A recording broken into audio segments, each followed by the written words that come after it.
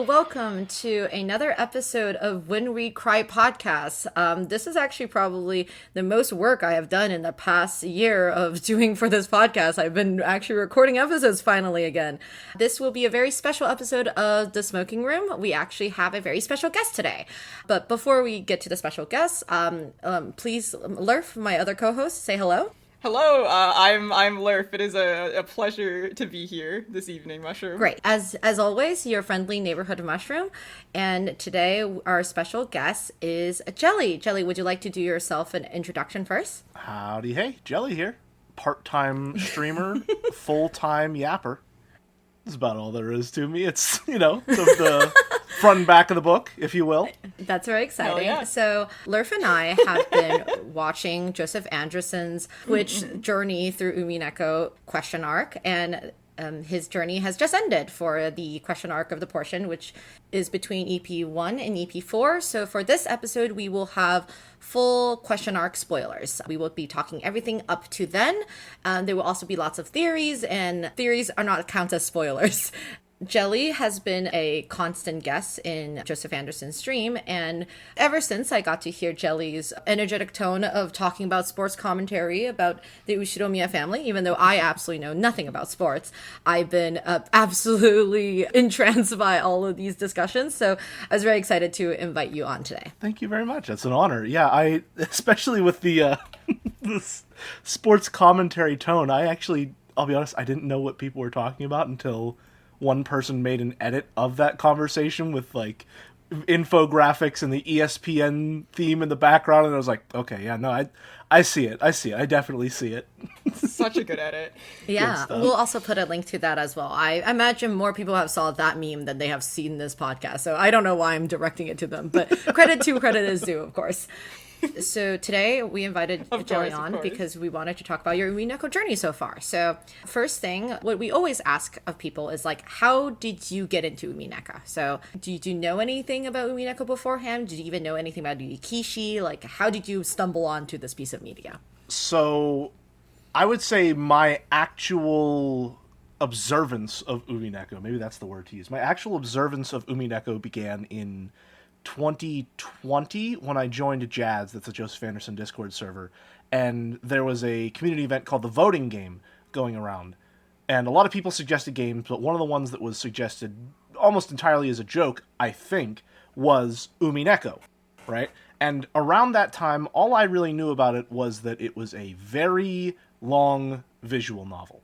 I knew absolutely nothing else about it. I had no concept of Ryukishi or any of his other works in any formal context. It was just this very long visual novel that some people recommended as a joke. And then fast forward 3 or so years, and Mouse, our mutual contact, we became friends, and she showed the first act of the stage play in a Discord server, because I think she had speed read through the entire thing in a month or two. And so that became her special interest, and she, the stage play got translated, so we watched the first act of it, and I was very hooked from that point forward. Not hooked enough, mind you, of course, to read it myself, because despite being an English major, I don't do as much reading as I probably should. It's a lot to get into, yeah. But watching the stage play, I picked up on a lot of small details or interesting nuances to how some of the characters were portrayed that really pricked my ears up in terms of the possible textual depth of Umineko. And so I always had this sort of interest lingering in the back of my mind. And so eventually, when through X and Y circumstances Joe went on to start streaming Umineko, I finally had the excuse and a more digestible context to consume it in, and I've been absolutely loving it since. Fascinating. So I guess has been a long time teasing, in a way, a slow burn of a relationship with Umineko. Absolutely, yeah. Yeah, just very slowly. And I'll tell you, one of the things that's very satisfying about that is seeing, or rather remembering some of my assumptions, some of my guesses, some of my theories from just Act 1 of the stage play, and seeing those get carried forward in the original and being right about some of the things. Very satisfying. Ooh, what were some of your thoughts? I would say a lot of it more so had to do with, I would say, specifically character analysis of Battler. One of the big things that I picked up on, and maybe we can talk about this more when it gets to theorizing, was the scene whenever he almost gropes Shannon, and she sort of doesn't resist, and he has nothing short of a mental breakdown at the concept of actually having to go through with it. That immediately triggered something in me that was like, okay, he absolutely does not want to do this in any capacity, so why is he doing it? And that led to a lot of thoughts of his perceived immaturity and how that's contrasted with whenever the Twilights actually begin to happen and things start to go down, how focused and serious and adult he gets in comparison to that perceived immaturity earlier, and what that might mean as him, for him as a character, and, who he actually is when the going gets rough. That's fascinating. Yeah, we'll save a lot more about the character analysis and theory talks to later, but that is a really cool thing to be able to be picked up just even in the first EP, than the first EP stage play performance. Both Lurf and I have watched EP1 stage play, and it's just an incredible piece of artwork in the first place. It is beautifully performed. All of the actors and actresses are super hardworking for remembering all their lines and super talented, and the performance is just incredible. I absolutely love all of them. Yeah, I'm pretty sure that's the first time we got in call together. Mushroom is I had bought a ticket for the stage play to stream it. And you helped me live translate. Yeah, it was really funny.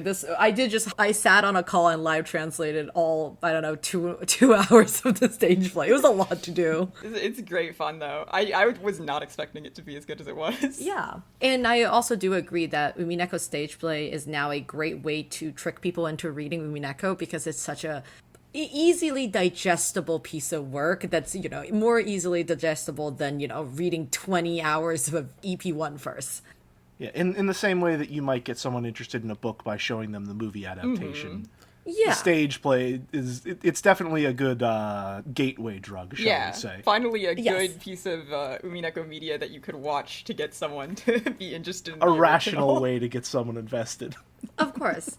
Do you know anything about the Umineko anime? Have you ever heard anything about it, or? I have heard rumblings sometimes in the stream chats. People will post GIFs and scenes and the like, but I haven't actually watched it or consumed any of it directly myself. I get the impression that it's lacking some of the substance and the nuance of the visual novel, but I feel like that's a given considering the format requires certain constraints. And there are some cases where that can be a good thing. The Steins Gate anime, for example, is mercifully short compared to the visual novel and is required to be a lot more focused as a result. Yeah. But with something like Umineko, where it's really using that word count to its fullest extent, sometimes some people might say, episode 4 drags a little bit, but I'm a slice of life fan, so I'm immune to bad pacing.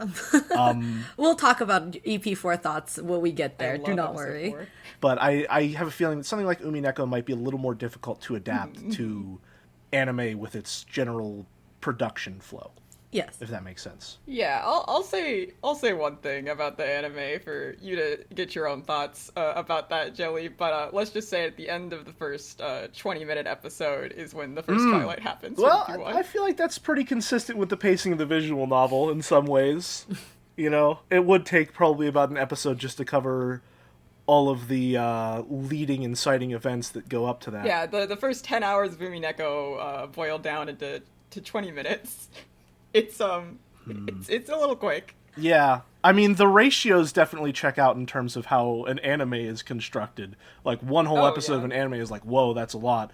But all of that in 20 minutes has got to be... you've got to be skipping a lot of stuff that it's definitely important for the later episodes. Don't worry, they keep What Are These Boobs in. Oh, of course, naturally. Yeah, of course. I mean, listen, if we get real deep into this discussion, I might go so far as to say is that might be one of the most important lines of episode 1, but let's save that level of brain rot for later into the conversation. Of course.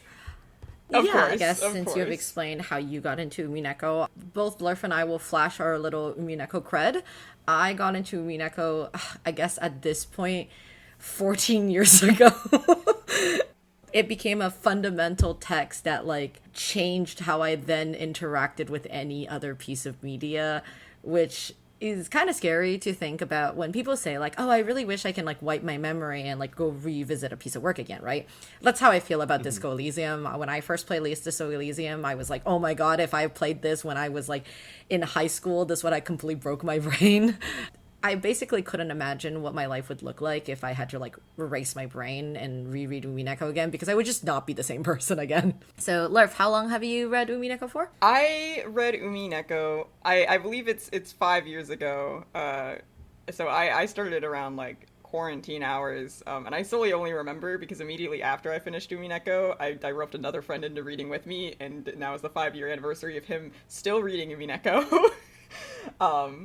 He's taken his time. He takes like 6-month-long theory breaks where we just get in call and he'll talk about Umineko, but we won't read it.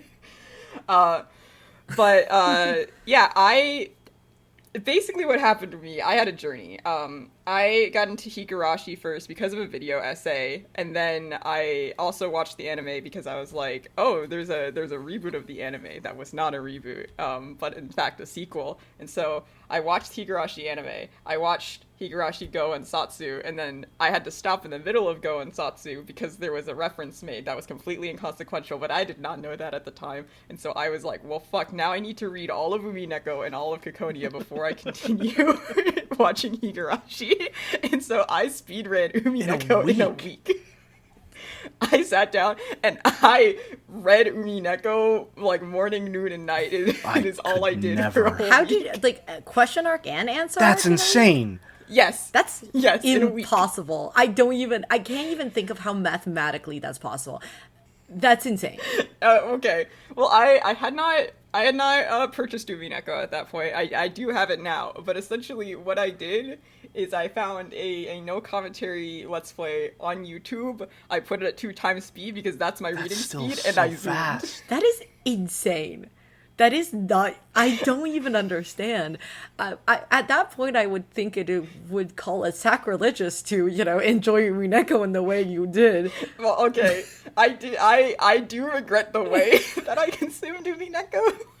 But I feel like I have made up for it because it has run in my brain for the past 5 years, and I have reread it like at least 10 times since. I mean, it's certainly efficient, if nothing else. Hey, I did that, and I still got all the nuance, so I'm just some saying. readers are just built different than others, to say the least. Yeah, my brain processes things so. too fast, I think.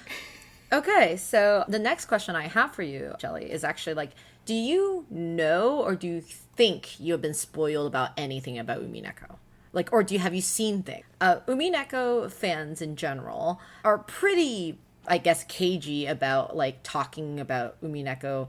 Yeah, they keep their cards real close to their chest when it comes to these things. So like, have you accidentally seen something that you thought could be a spoiler, or like, have you been spoiled on something that you like now know is like that you have seen in the question arc portion? There were a couple things that I was spoiled on in the questions arc, but they were mostly like character appearances, nothing like fine details of the plot or specific events. It's mostly just, this is a character from Umineko with absolutely no context surrounding that. It's just like, look, this is a character that exists. Like, for example, like which is one of those characters? Big one would probably be Sakutaro.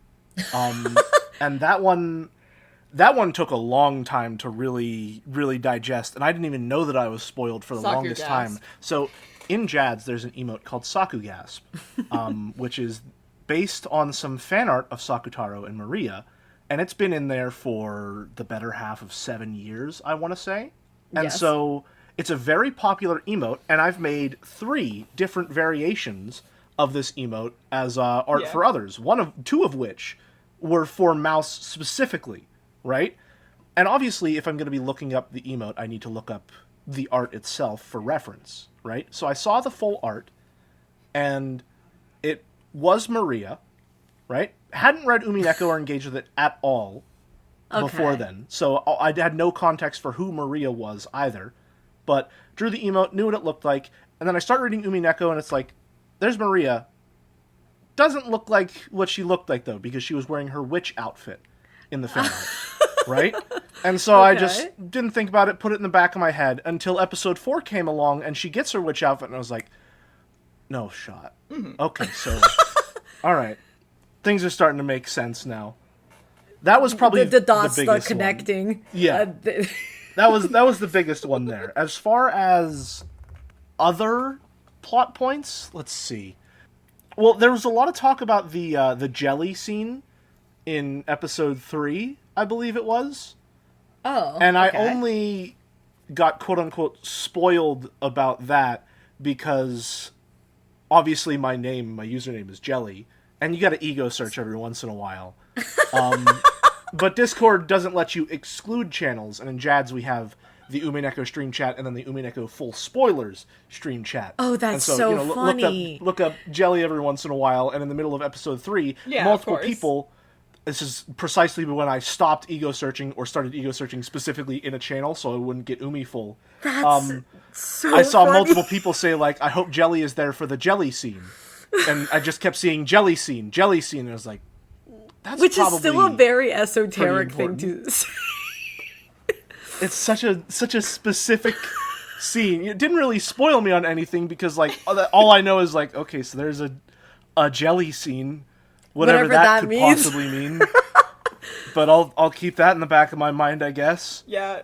One at least somewhat decent thing about Umineko is that it is very hard to spoil because you can just like say something about Umineko and like people have no idea like what context or like what the fuck that could mean. Like for example, like something that happens in EP4, I can like say like, oh yeah, the goat math punch scene, and no one would know like what that like. That's like the most like esoteric thing. Like what the fuck does that even mean? None of those words are in the Bible. The Kraus counter. Or one of my favorite Umineko memes that my friend was sending to me and was asking like, oh, could I send this to our friend who's like currently on EP2 of Umineko? And it was just basically, it's a scene of Beatrice and Battler like looking at each other, and then Beatrice says, yo mama, and then like Battler dies, and then I was like, you cannot send that to my friend right now, like that's a spoiler. And my friend was like, how is that a spoiler? And it's like oh, I have that image on hand. It's one of my favorite Umineko images of all time.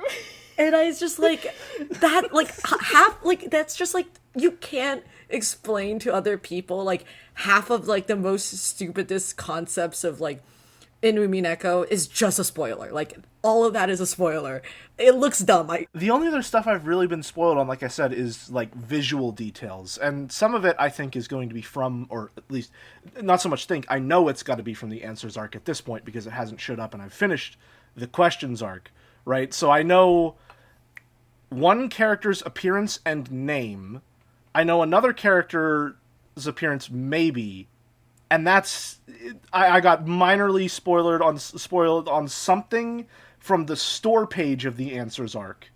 I didn't open the page, but I saw in a little blurb. There's some character art. I hate the fact that the Steam store page is so bad. The Chiesters are in the preview images for the store page of the Questions arc. That's insane to me. I don't understand why. Like, I don't understand why. Umineko store page should just be black bar, black bar, black bar. You shouldn't see anything. You should just be like, trust me, buy this game. And then that's it.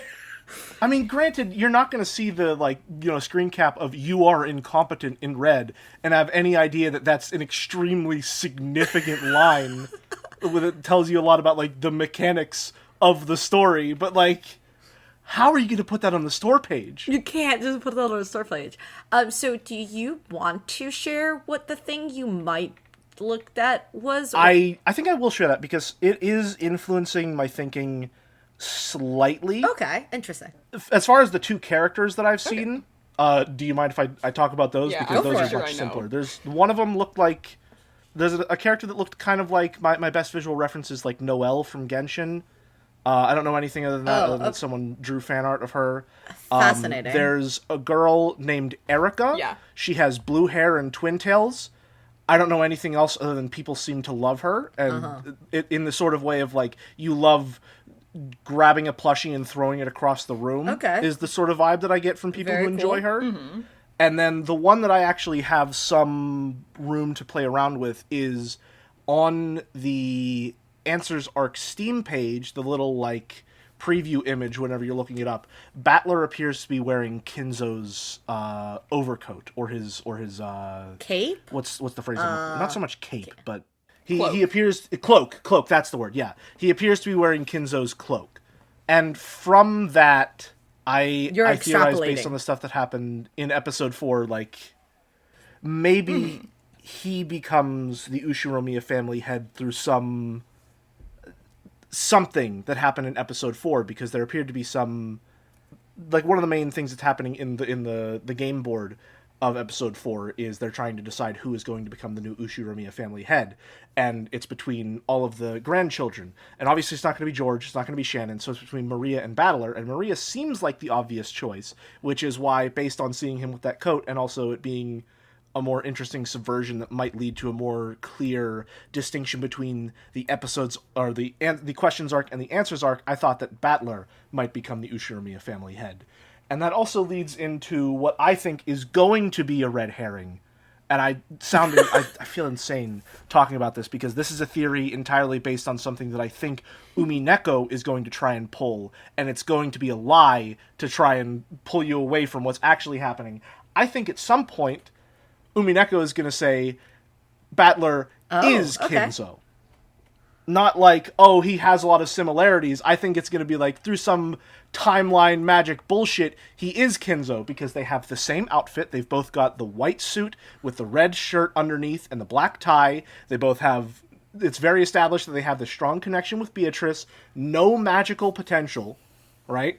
And then I'm looking at the Answers arc art, and he's wearing Kinzo's cloak. And so I'm thinking at some point they're going to be like, he is Kinzo. And they might, like, float that idea, and I'm ready to swat that down immediately. You're readying yourself. I'm preparing myself. Okay. So do you think, like, this like Battler Kinzo, like, real theory is gonna be like something they bring up as a thing, like a your mom moment, or do you think it's going to be like an actual like thing? Like, are you leaning like magic, this is possible, or mystery? I think there's it's gotta be something more like a fucky with this. How can I phrase it? I feel like someone on the magic side is going to try and stir some shit with Battler and say like, oh, actually, you are Kinzo, through some timeline shenanigans, just to try and throw him off course. If that makes sense. Because obviously, if we're looking at this from a more metatextual perspective, more of a literary analysis perspective, it's drawing a lot of connections between the characters of Kinzo and Battler, showing that despite how different they are, primarily in their empathy for others, you know, they could not be further from each other personality-wise. There's still something that is innately connecting them so strongly that it can't be denied. Whether it be their blood relation or these multitude of similarities that they share, there's something that ties them together despite them seeming so different. I'm just also expecting them to pull it, you know, textually out of, you know, a hat, and I'm ready to put that bunny back in the hat and say, I don't want to look at the magic show right now. There's something more important going on. That's very good. It's because this is a perfect segue to my next part that I am going to ask you. So when we go on to our next part, beforehand, I want you to decide on which side you want to tackle first. Do you want to tackle the magical side of Umineko first, or do you want to tackle the mystery side of Umineko first? So on the magical side, we will be talking about things that are more about like witches and the bigger outer reality, or, you know, stuff with like, I don't know, whatever Bern Castell or Lambda or Angel are doing. Black magic, white magic. Black magic, white magic. And the mystery could just be more on the ground. How are these murders even possible? So, or the grander, bigger theories you have. Gotcha. So which side do you want to tackle first? I think we should tackle the mystery side, primarily because I don't know what's going on fully. I have theories of disparate pieces of information that must be true based on the stuff that I've observed. I am very much a abstract analyst when it comes to things like this. I feel like I've got my hand on the pulse of the subtext of Umineko, and any textual basis that I find is kind of just the thread that I'm using to sew the subtext together. Okay, so let's start from EP1. So you've said that you now have consumed EP1 both in a stage flip format and in the VN format. So talk about like your thoughts about EP1 in general, and if you have any theories. I think episode 1 is set dressing is the best way to put it. It is a lot of set dressing on your first read. It is getting you introduced to these characters. It is informing you of a lot of the primary power dynamics. The power dynamics are a massive one. There's that huge scene where it's talking about where everyone is seated at the table and why they're sitting at that spot in the table and why it matters who they're in relation to. It's a really long scene, but it's entirely focused on establishing the power dynamics within just the hierarchy of the family and so on and so forth. Exactly. Yes, there's a lot of stuff that's getting you introduced to this world on an initial read, and then maybe on a reread, you're also seeing a lot of very subtle foreshadowing or small clues that might be leading to a lot of the more abstract stuff that begins to happen from episode 2 onwards. I really, really like how many small details there are to pick out in episode 1. What do you have of an example? Like, what's the one you think of in the forefront of your head? Whenever I think of episode 1, genuinely the biggest scene, and I think I might have talked about this earlier, I don't know if this was in our pre-discussion, and I sound insane when I say it, even though I believe it wholeheartedly. I think one of the most important scenes in all of Umineko, but certainly in episode 1, is the scene where Battler almost gropes Shannon. Okay. Why do you think that? And there are a number of reasons for that. Okay, so first and foremost, it is definitely giving you an idea of the power dynamics at play within the Ushiromiya family. It's this pretty clear example of this kind of unwanted sexual advance from a male character on a female character. And the female character, either because it's not her position or it's not her personality or it's just the place that she has been taught she is in, has to kind of acquiesce and accept that demand, right? So it's not clear whether or not she wants to be groped. It's clear she doesn't want to be groped, but her reason for allowing it to happen isn't really sure. It's uncertain why she's letting it happen, but the very clear idea in my mind is just the power dynamics at play of her being a servant of the Ushiromiya family who's been taught to view herself as furniture, and Battler is this male member of the Ushiromiya family who has this level of power over her and is therefore allowed to do something like that with his quote-unquote furniture, right? We're obviously establishing the power dynamics pretty clearly, and it's uncomfortable for everyone involved. That's the important thing in my mind, is obviously it's uncomfortable for Shannon. She doesn't want to be doing this, but for one reason or another is forcing it, the position, allowing Battler, is put in the position where it's forced upon her that she has to let it happen, right? But what makes that scene so interesting is that whenever she doesn't resist, we then get a little bit of insight into Battler's mind, and he also does not want this to happen under any circumstances. He is completely the person who initiated this interaction. He's the one who brought it in this direction. He's the one who is completely guiding the action that is taking place in the scene, and he does not want to be a part of it at all. He has this entire internal monologue where he's like, no, this is not how this is supposed to happen. It's supposed to be, I suggest this thing, she gets upset, she hits me, we all have a good laugh. Which is what happens earlier with Jessica, right? It's this expectation of social norms, quote-unquote, being followed, right? And I think that gives a lot of insight into Battler as a character specifically, because it's telling you... Let me see if I can break down an itemized list. 1, it's telling you that this character that he's playing is a character. Inside, he is not this very stereotypical, like, perverted main character of an anime kind of person, right? He has a deeper inner world, and he does not do this out of any genuine desire. He does it because it's this persona he sort of adopts. Like, you're doing a class clown type situation. You're just doing it for attention, kind of. Yes.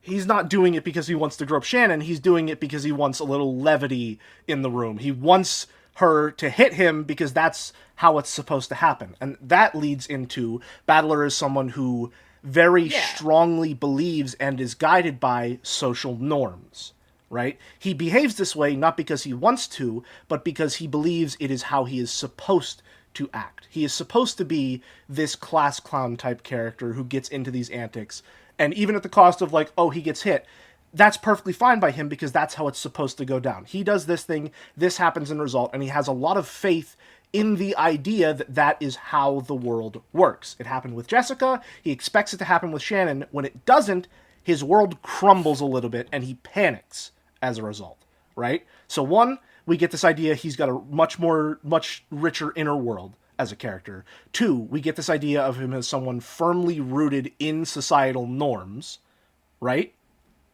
And three, we get very strong establishments of the fact that power dynamics are going to be a key focus in the text, because they are entirely what dictates the direction of that scene. That scene, again, it's really good to contrast it with Jessica. Jessica is someone who's on equal footing with Battler, right? If anything, she might even be on higher footing. She's technically the next heir to the Ushiromiya family head. Correct. Right? Because she is the daughter of the eldest son who is next in line of succession. Yes. Right? So in that case, he's quote-unquote like punching up, and it's perfectly fine. It's someone he's familiar with. It's someone who has more or equal power to him. And so when things play out like that, and it's, you know, this very quote-unquote classic anime scene where the main character does something pervy and then gets hit, very slapstick comedy, it's as we expect. But then, as soon as the power dynamics are not equal, as soon as it's someone from a higher position of power doing it to someone of a lower position of power,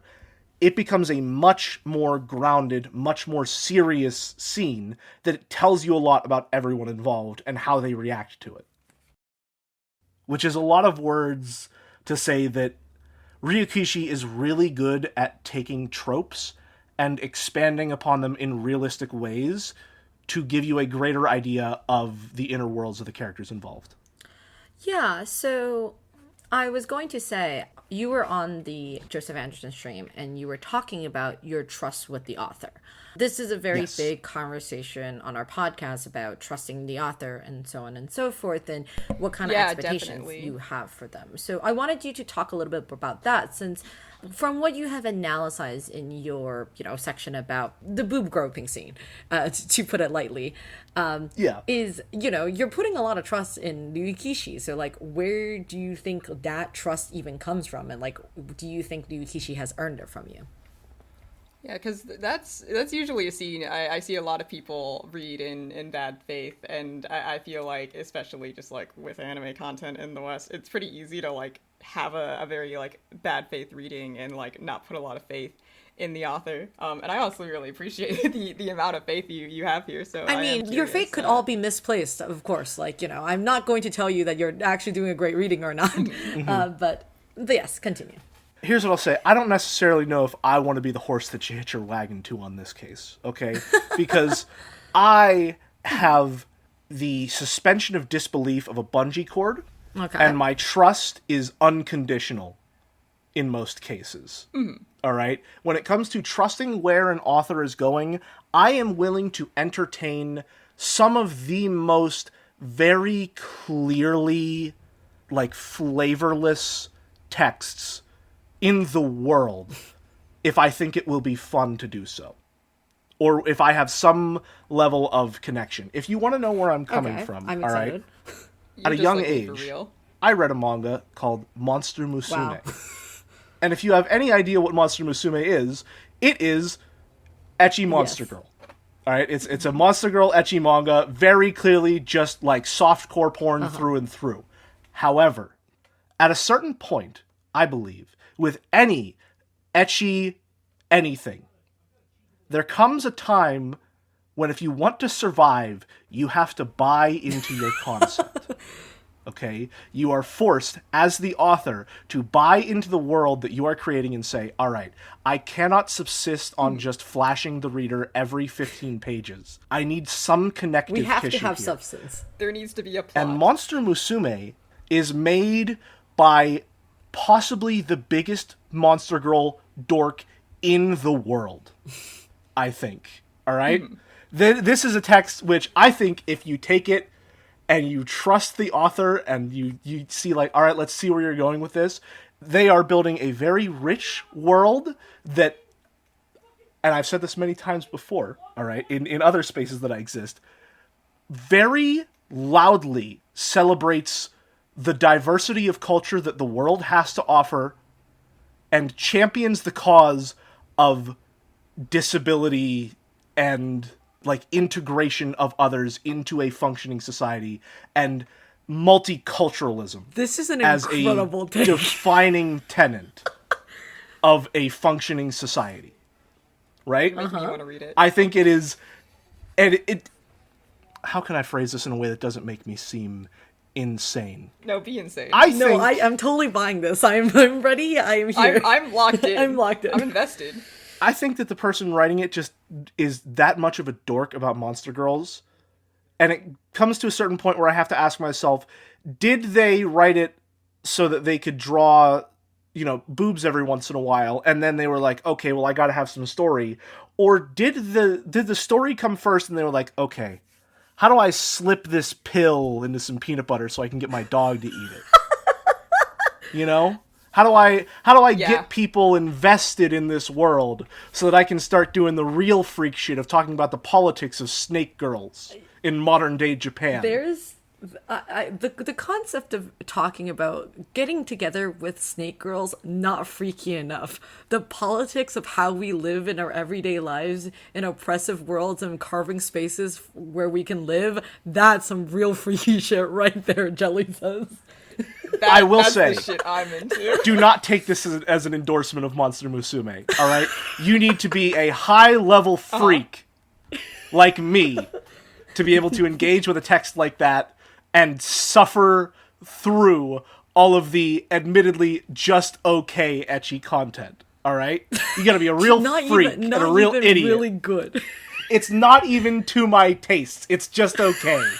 All right? But I am there for the political analysis of Monster Musume. Okay? This is all to say, when I come into a scene like this, where there is some anime bullshit happening, my first thought, because I'm so deep, I'm so unbelievably far beyond, like, any surface level reaction that a normal human being would have, is to say, Yeah.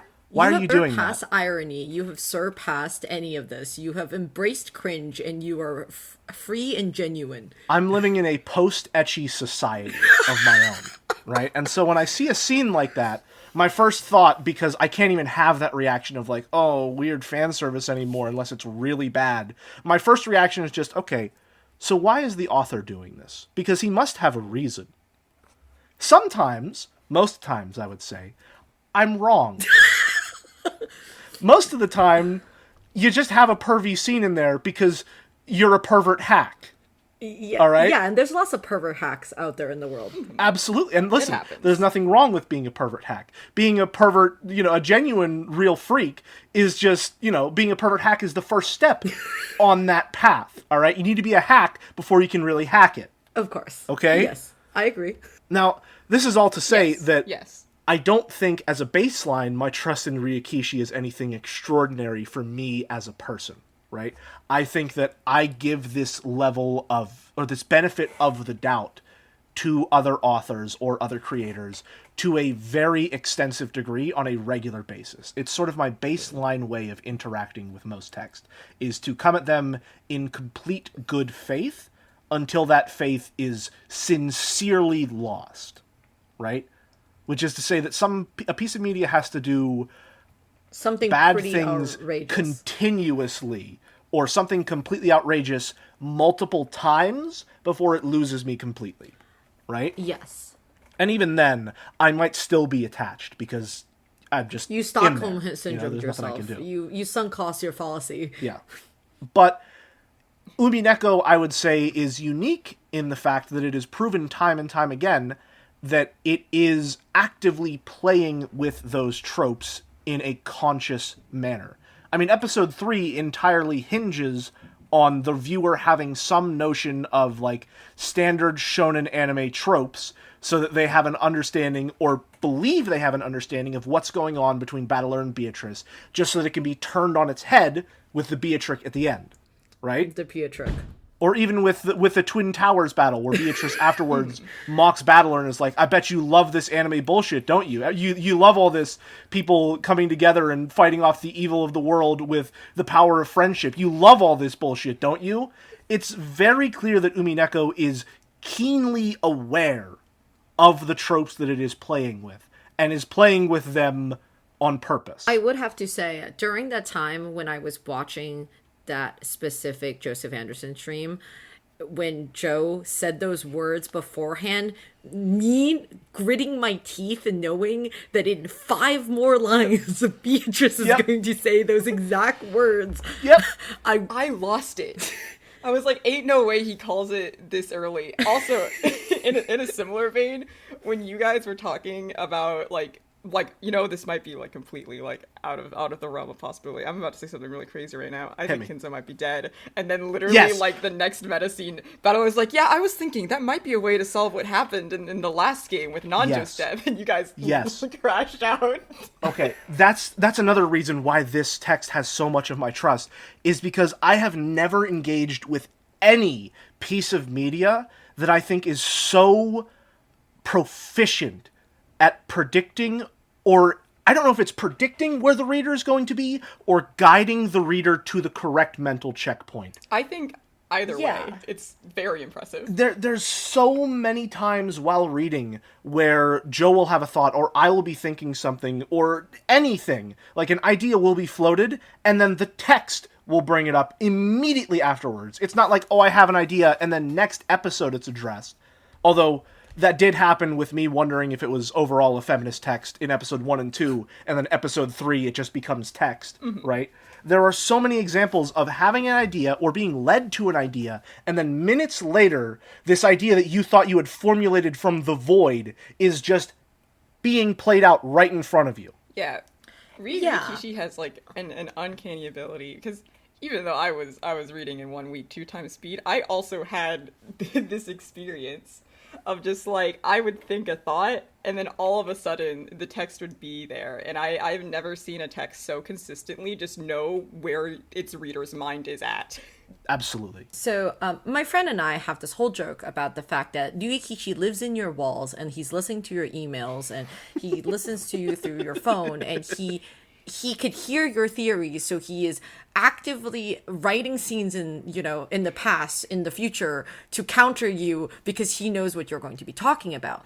But the reality of it, what I think a lot about how Ryukishi writes his text, is one of the funniest things that, Jelly, you've said in the, I guess it was in the EP4 stream. It's the point when all of you found out about the Saku gas episode. The crash out. And or I think the specific wording, that the specific imagery that I think about is I feel like I've been walking for days out of my cage just to hit another, like, get to the edge of the cage. I think what I said was, I feel as though I've been walking for days and I just found the bars of a cage. Yeah. Yes.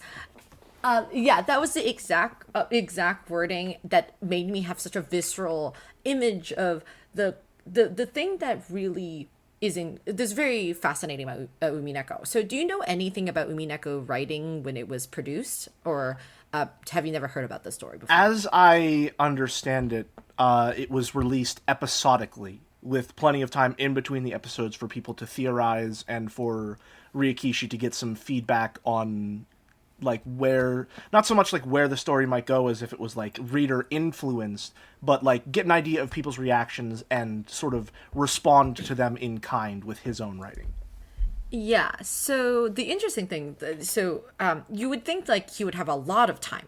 In reality, it's actually not. So both Umineko and Higurashi, came before it, was released on the schedule of like Kamikets. Like Kamikets happen like every 6 months. Okay. So Ryukishi was writing Umineko EPs every 6 months. He puts out one EP, and then he goes and, he had a lot of readers with him, like that read his work and gave him feedback, but also he was very actively reading people's theory on, I guess, like the Japan 4chan of the time. And and he was actively, responding to people's theory at the time.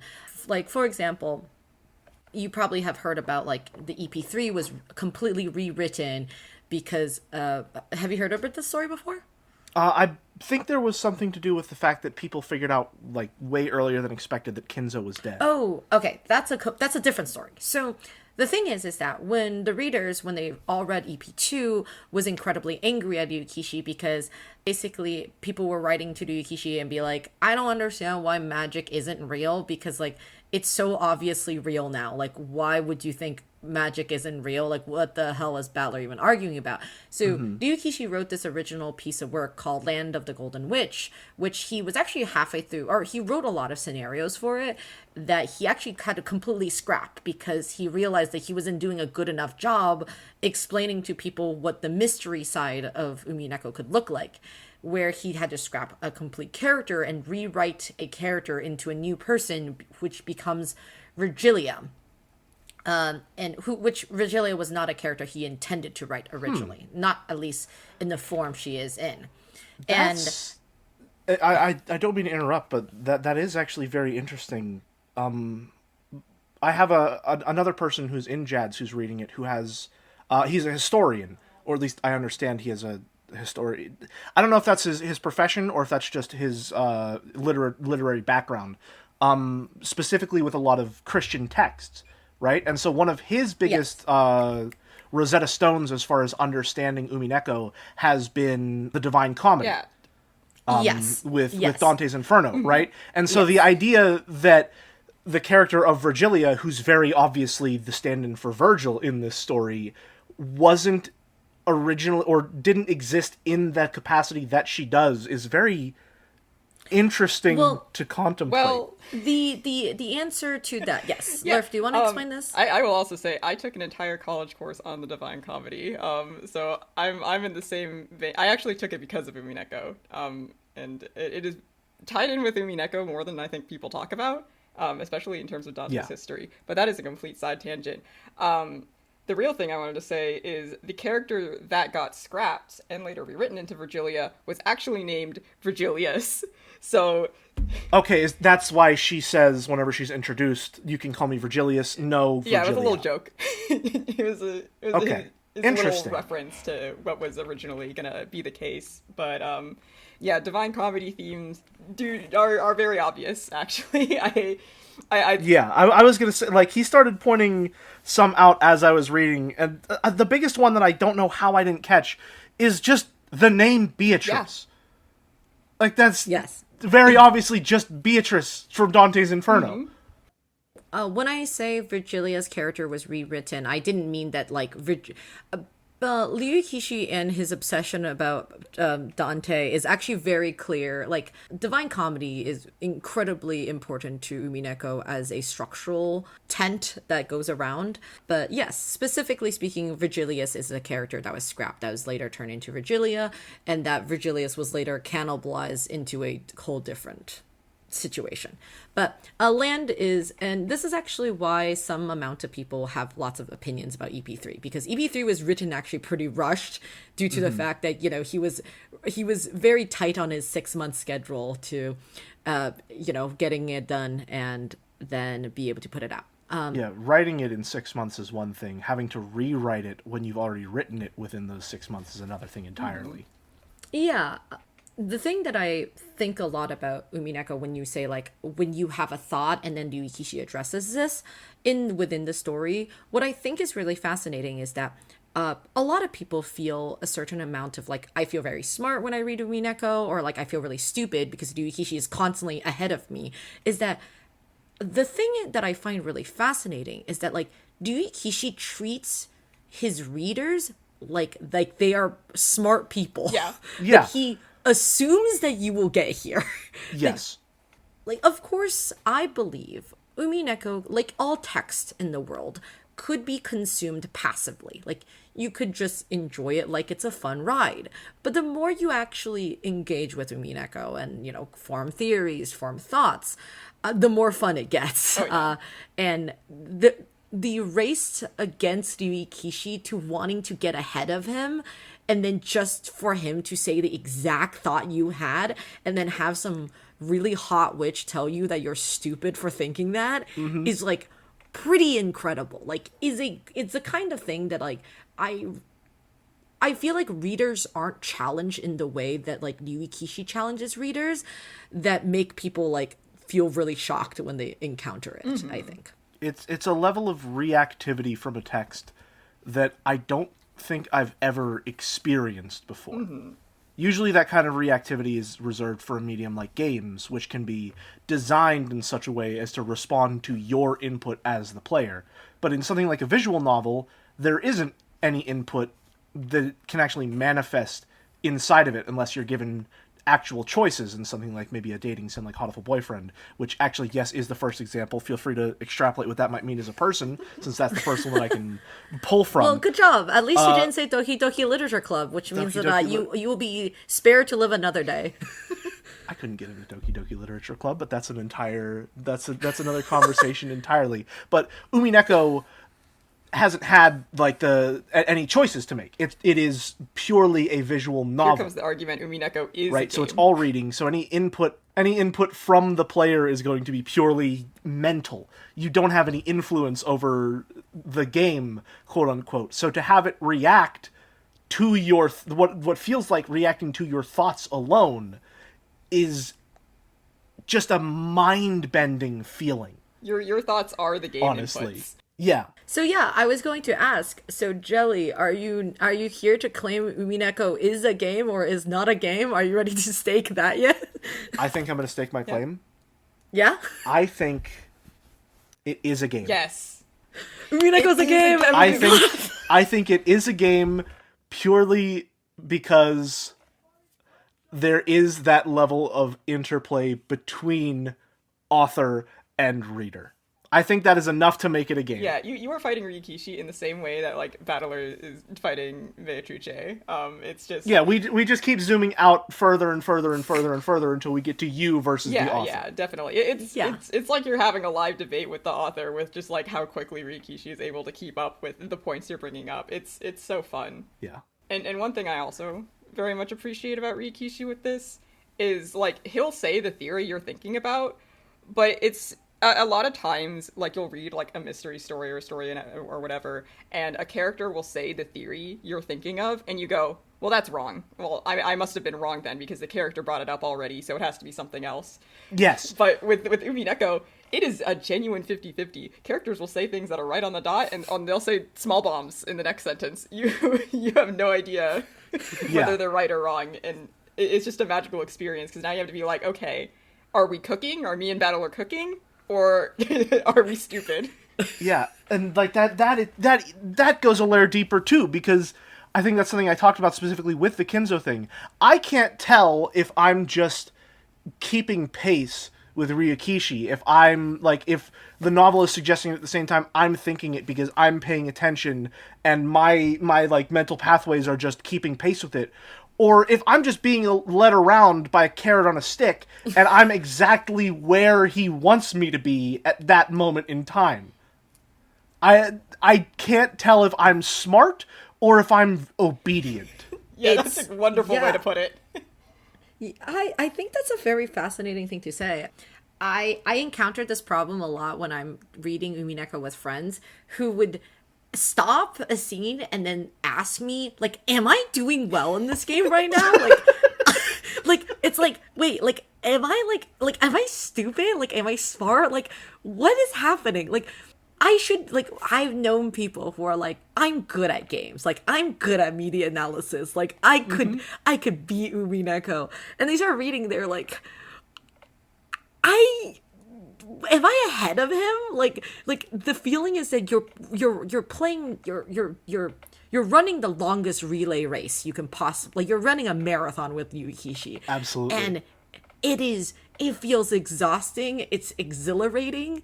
He dangles hot witches in front of you and they say, and they constantly put you down and you don't know, you don't know where you are. And I know we just only been talking about EP1, but it's like, I wanted to say, like, do you have any thoughts about, like, is there anything else in, like, EP2 that you can think of, like, very viscerally that, like, are scenes or theories you can have about them? Okay, so I'll sort of take you through each episode and tell you where my head was yeah. at in that one, if that Okay. makes sense. Because in episode 1, it's very much based on character analysis of Battler. I'm seeing these tropes, and I'm asking myself, why are these tropes being utilized? And I'm following that forward to make this conclusion of Battler is this character who is himself immature socially, but empathetically much more mature than those around him. He is someone who cares greatly for others and cares greatly for the stability that social structures afford him, right? He believes, like, his disbelief in magic is not so much an inability to engage with the whimsy of the world as it is, like, him trying to ground himself in reality and some semblance of who he is in relation to the world, right? His disbelief in magic is less, I don't believe that magic could exist. It's, if magic exists, who the hell am I? Because my entire perception of the world and myself is based on the world as a known quantity of possibilities. And if magic is there, it's full of impossibilities. So I need some stability. Magic can't exist. Right? And then episode 2 is where I started to pick up on, I would say, some of the more feminist themes of the text. Particularly, I'm pulling up some of my messages in Jad's to read them because I was on a pretty hot streak. The biggest one that I think I picked up on is, how can I phrase this? You don't make the main quote-unquote antagonist of your text a witch without a reason. When you're operating on this level of textual depth, it's going to be a witch for a reason. And one of the biggest things that I said in regards to that is, a witch is obviously, yes, a magical entity, but it's also a uniquely female magical entity, right? It could be... It's also a very political, like, concept in Yes. itself. Yeah, one of the things that I said, hold on, I'm seeing if I can find it, was essentially, like, the idea of a witch invokes more than just a spellcaster, right? It's this uniquely female, uniquely persecuted figure. Usually, like, women are suspected of being witches, and for that reason they're, like, scorned for that alone, just on the suspicion of possibly holding some level of power. It brings in all of these ideas of a woman who, just for having any semblance of control, is stripped of everything, you know, her power, her status, her life, just on the suspicion that she might have some power over others, right? And so to have your main antagonist of the text be witches specifically, in this setting that's already established to be overwhelmingly patriarchal, with the Ushiromiya family head being this very standard patriarchal, atypical male figure, or rather typical male figure with Kinzo, right? This overbearing patriarch, and all this talk of where everyone sits at the table in regards to their position and their status and their gender as one of the things that denotes their status, right? When you have a character come in who's a witch, obviously that's raising alarm bells in my head of, okay, so gender is going to be something that factors into this a great deal. So episode 2 is where I started to pick up more on that. And it's also where I noticed the pattern, and this pattern didn't get carried forward to 3, but it didn't need to because 3 made that just text, of the survivors of the Twilights primarily being the female figureheads of the Ushiromiya family.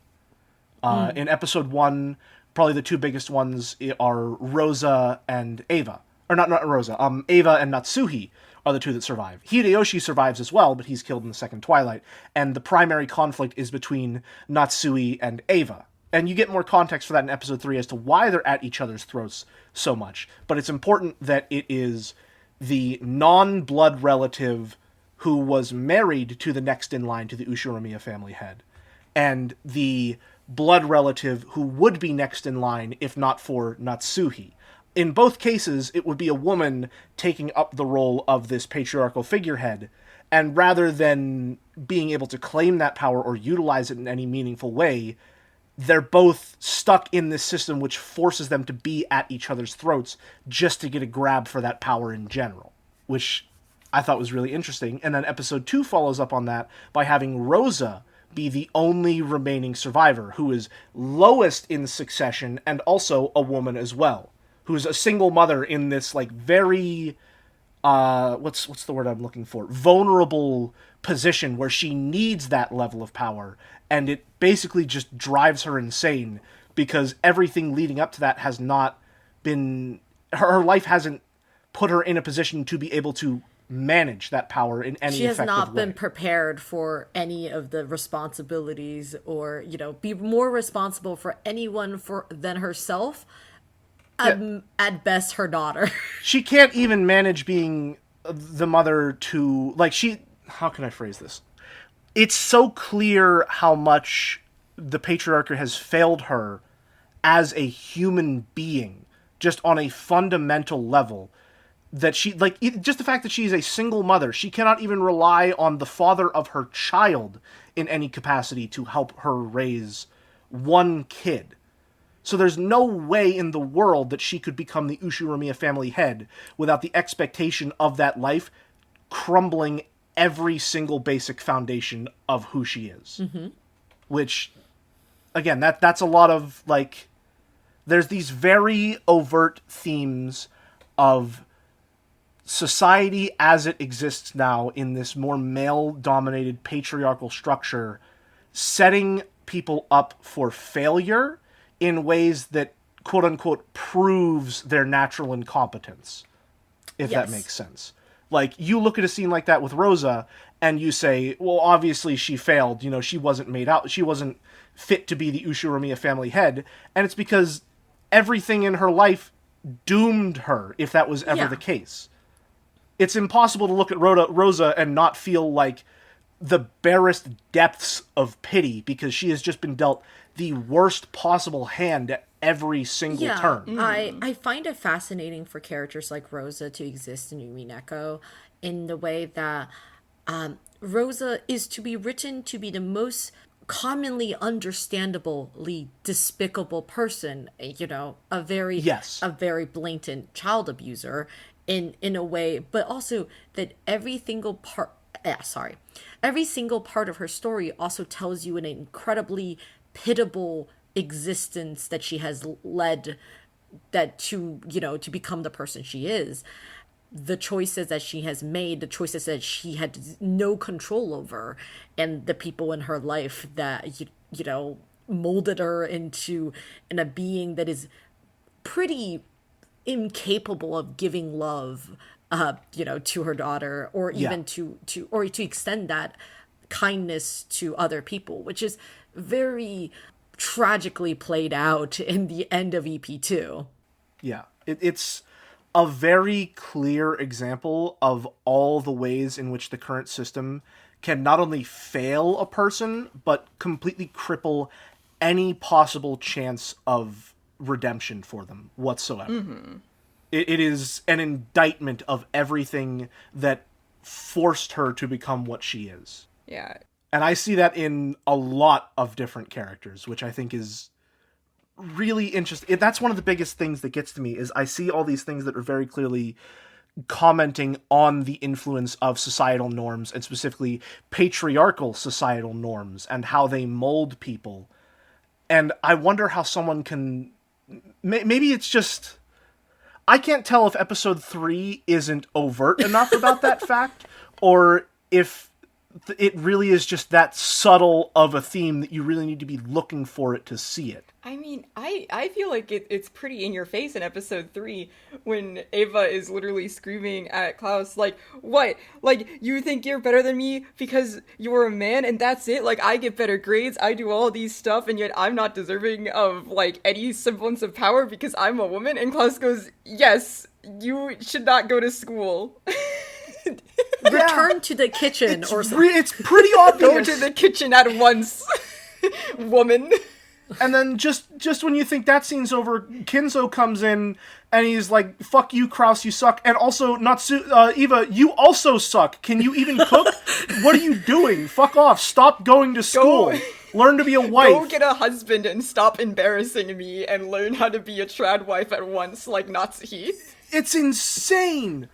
It's absolutely insane. I don't know how you get to episode 3 and have any idea that it's not like the most blatantly feminist text that you've read this year. I've said it before. It's crazy. I've said it before, I'll say it again. Ryakishi only knows how to write male wives and girl bosses. And that's it. Like, I just, like, I am in awe of, like, how well Rikishi writes women and feminist themes and how blind people are to seeing that.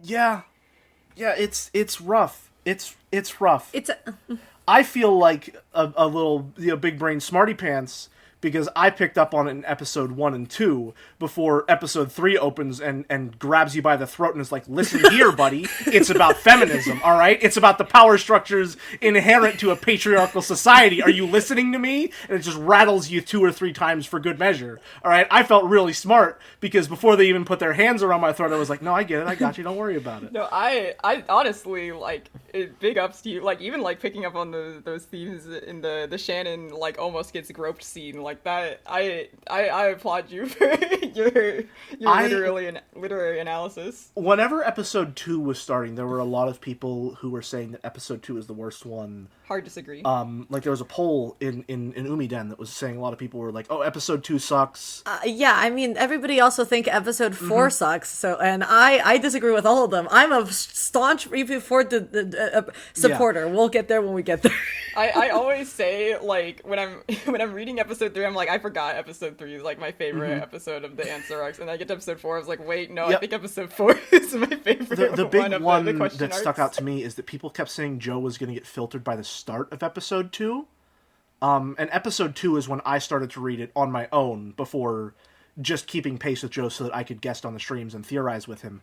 And episode 2 opens, like, after all the murder mystery stuff comes to a culmination and you have this really strong credit scene where there's this, like, letter supposedly from Maria talking about the mystery of the Golden Witch, and it sets it up as, like, this very clean murder mystery type deal. And then you start episode 2 after the tea party where Bern Castell gets introduced. There's all this unbelievable anime bullshit going on. There's this establishment of, like, this differentiation between the game board and this meta world that's, like, the quote-unquote Golden Land, and Battler shatters the illusion, and now he's having this direct conversation with Beatrice. And then you open episode 2, and it's an aquarium date between George and Shannon. And there were so many people who were really mad and seemed to be like, "Oh, Joe is going to get filtered by this. It's a bunch of nonsense.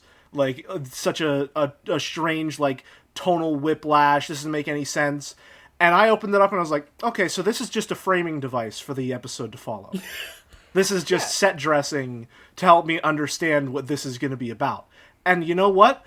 I've never been more right. I've never been more right. George Ushiromiya is perhaps the most evil character in Umineko, and I've known it since episode 2. Please tell us. Please tell us. I'm here. I'm ready. ready. All right. I love talking about George. My hatred for George Ushiromiya is 30% ironic. Oh, only 30%. All right, it is 30% ironic. 30% ironic purely because of how funny it is to clap and cheer every single time he gets his shit kicked in. Every time he dies, I'm hooting and hollering. All right, it's great. It's funny every single time. All right. However, the other 70% is based almost entirely on one line in episode 2. Where he's teasing Shannon in the way that, like, if you've been in a relationship, you know you tease your significant other. It's just a fun thing to do. Mm-hmm. But then it goes into, like, his inner monologue, and he's, like, talking about how he was bullied as a kid, and he always hated it. But now that he's on the other side of it, he understands how great this feeling is, this power of having complete control over someone else. And I read that, and I was like, this motherfucker is not to be trusted under any circumstances. This guy is bad news. And every single point, from that point forward, I have just been vindicated over and over and over Jelly again. wins. George is consistently glorified by the text, all right? He is consistently, like, patted on the back just for existing. Battler, in particular, is always like, oh, George, you're so cool. I want to be just like you, George. You're everything that the Ushiromiya family head should be, and that's exactly why he's bad. He is everything that under the current system, the Ushiromiya family head should be. And if you're paying attention, you know that that is the worst possible thing a human being could be. Abso-fucking-lutely. He is perfectly primed as this crystallization of everything wrong with the Ushiromiya family.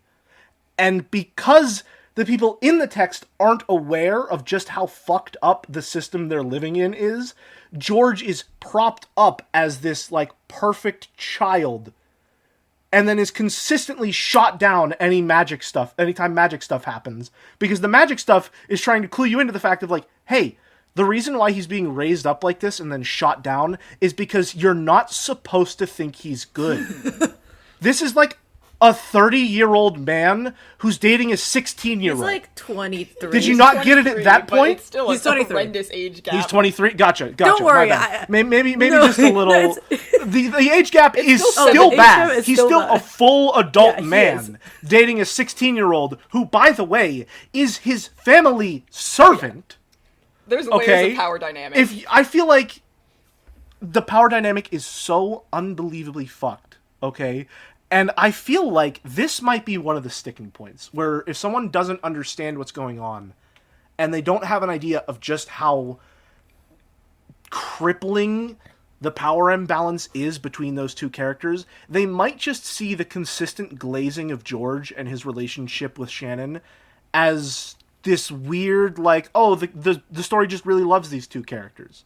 Like, oh, this is our standard, like, romance storyline where we have this star-crossed lovers, like, That oh, we should root he's for, yeah. royalty, quote-unquote, she's a commoner, you're like, you know, Popper and the Prince style romance that you're supposed to look up to because that's a standard trope.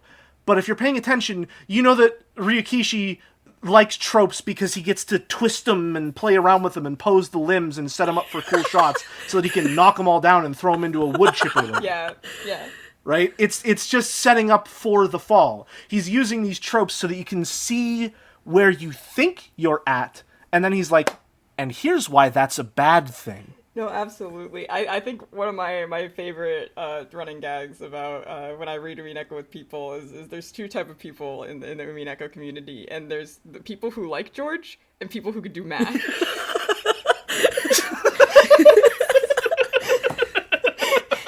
Because I think even if the fucking patriarchal stuff with George, like, flies completely over your head because of how much the text glazes him and talks him up, if you can do math, you understand there is at least one power dynamic here that is horrible to think about. Like, yeah, you don't need to be intimately familiar with the inner workings of feminist literature as a literary movement to understand that a dude in his 20s probably shouldn't be dating a 16-year-old person who is a servant to him. Yep. Like- and might I add that 16 around that time was the exact age of for being able to legally marry a girl in Japan around that time. Yeah. So, like, that is, like, on the dot.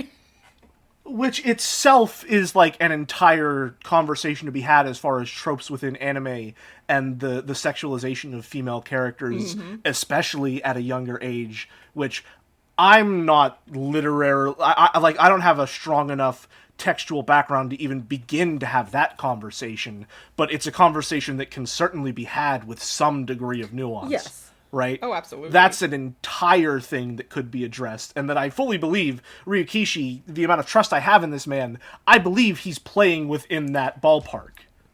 He's in cooking this something, case, at right? least we know for sure. Absolutely, yeah. he's in the kitchen. There's a delectable scent wafting from the We're kitchen. having Yes. steak. He's in the kitchen like Kinzo claims Ava should be. Yeah, so George, I don't know how we got onto the George hate train, but I'll certainly buy a ticket any other because time. you were talking about George in EP2. The opening of Right, EP2. yeah, okay. So it's this big framing device that's talking about the nature of love and how it relates to magic. There's that whole imagery between like looking out at the ocean and is it blue or is it gray, which later is going into more of the stuff. I think we can tie that into like white magic and black magic. But it's this idea of magic as a... This might be getting a bit too much in the magic conversation, so I'll just leave it at this. It's this conversation of like magic as a system of small belief and faith shared between people, right? And so it's setting up magic not as this physical force, but as this social force, right? And so seeing that, it was really surprising to me to see so many people say that Joe would get filtered by the beginning of episode 2, because that's the meat of the text right there. The beginning of episode 2 is like probably the most important part of episode 2. No, yeah, I agree. I think. And I also don't get why people are like, oh, he's gonna, like, hated it slow. Because, like, do you expect, like, the high of episode 1 to just, like, continue immediately? We'd go in and so we're already, like, full blasting? Like, how do we build? We gotta build up again, you know? Like, you can't... We're riding a you can't roller just, like, coaster. keep things Like... at that level. You know? You Yeah. have to go down before you can go up again. The low parts of the roller coaster, you need to climb back up before you get to have the drop. Chat just needs to understand, like, this guy... He reads actual books. He has an attention span. He can wait for a bit. No, That's like, okay. He doesn't need to that's look at what flashing I'm lights all saying. the time. Jingle jangle. I feel like chat showing their hand. Yeah. They're like, we are iPad babies. We can't pay attention unless Beatrice cackling in my face, telling me to kiss her feet. And then episode 3 led me more into, like, analyzing those feminist themes further. Obviously, because they became text, I was able to engage with them a lot more directly in that sense. And that led me to the idea of witches as this allegory for a particularly traumatized woman who is, like, so deeply affected, so deeply scorned by the world as a result of these patriarchal social norms that she must essentially retreat into another self, into this quote-unquote world of delusion or like belief in something other than reality in order to cope with existence itself. And for episode 3, for the longest time, I believed that that was the answer to Umineko. It was like, oh, magic is delusion. Magic is this idea, it's like a coping mechanism for a cruel world that just fucking sucks. And I believe that for a good bit. And then it was somewhere between the end of episode 3 and the beginning of episode 4 where it clicked with me of like, oh, that's the kind of conclusion Battler would come to. And did that scare That's you? the kind of thing that he would say because he doesn't fully understand what's going on. Like, he would think he solved it because that makes him right. Mm-hmm. Right? And it's this very clear idea of like, oh, you're just delusional. I don't have to think about it. Or am I willing to indulge those delusions and pretend we live in this happy, beautiful world where everything can be perfect if I just believe in magic, right? And I realized, like, okay, that's obviously the wrong conclusion, but file it away for later so that I can say I told you so when Battler does something similar, right? Now, where that leads me to now is I had this... It's like a hunch, like in a detective novel is the only way that I could possibly describe it. And I said it somewhere in episode 4, I think after the conversation between Battler and Beatrice about, like, the conversation of his sin whenever Beatrice is in the parlor and she's just despondent and silent and not, like, in the mood to do anything at all anymore. Mm-hmm. I put forth the idea that I think that theory is wrong, and I think it's something that Battler would suggest, and my main reason for thinking so is that I think it is a much too pessimistic conclusion for a text that I believe is as hopeful as Umineko is. Why do you consider Umineko to be a hopeful piece of text? The way that I phrased it is that I think at the end of the day, Umineko is a love story. Okay. Just like House of Leaves. Just like House of Leaves. Just like House of... I haven't finished House of Leaves. I'm like Okay, 4 okay. chapters in. Okay. I need to get in there. I need to get back into it, but I'm having a really good It time is with the it. Umineko of books. I think that's exactly what Mouse like used it as, like, again, to use that metaphor, it's like the lunch meat wrapping around a pill to get all the Umineko weebs to actually read an actual book. Oh yeah, I am. I actually read House of Leaves like in middle school, then reread it later. I was like the reverse. I'm having a good time with it. It's good getting back that was into my a regular Umineko book for some in time. middle school. But yeah, I came to this. My gut check is just telling me, like, this is a love story. This is an optimistic text, and the reason I'm saying that is I don't think that you can write a text that incorporates so many ideas and engages with so many different walks of life, and have the conclusion of that be reality sucks, and the only way for it not to suck is to pretend that it's better. Mm-hmm. Mm-hmm. So that can't be what magic is, and that can't be what Umineko is about. And I feel like I was kind of vindicated because a lot of episode 4 has to deal with Angie's relationship with magic and the differentiation between white magic and black magic, and this idea that it's not just delusion, it's not just a way to shield yourself from the bad things in the outside world, it's also a way to further connect with the good that exists. It's a way of communicating with others, of understanding their world, and of experiencing love in all its forms. Mm-hmm. And just this general idea of magic not as love, romantic love, or platonic love, but love as just a basic form of human connection. Yeah. So from what you've described, I guess you were a EP4 enjoyer? Yes. I listed, everyone was asking, like, oh, what's your favorite episodes in order? And mine, from best to worst, and worst does not imply bad. Best to worst was 4, 3, 2, 1. I think it got better every episode. I'm in a similar boat. I think there's nothing funnier to read Umineko and have the feeling, oh boy, it could not get any better than this. And then you keep reading and you're like, oh no, it got better. Mm-hmm. Yeah, I'm glad that you enjoyed EP4. So EP4 is my personal favorite of the question arcs. And I wanted to say this is because EP4 deeply moved me as a child who I have a very weird childhood that I this is for the people who listened to this podcast before. I talked about this in our book club for EP4, but it's actually pretty funny that I grew up in a boarding school setting. I was like a child who like moved around a lot when I was a kid, but I didn't actually turn out to be like Angie. I turned out to be very Madia in my brain thoughts about that. I basically didn't think there was anything wrong with my life until like later on, when I was in high school, I started talking to other people about like how I grew up, and people were like, your life sounds so sad. Like, did your parents not love you? And I was like, what? Like, that's crazy. Like, I never thought that before. Like, I was like, I thought I lived like a pretty normal life and like I was pretty happy, and like at no point was I super resentful, and like when bad things happened, I was just like, oh, that's okay. And like I didn't realize that like my life would have seemed really sad to people until like.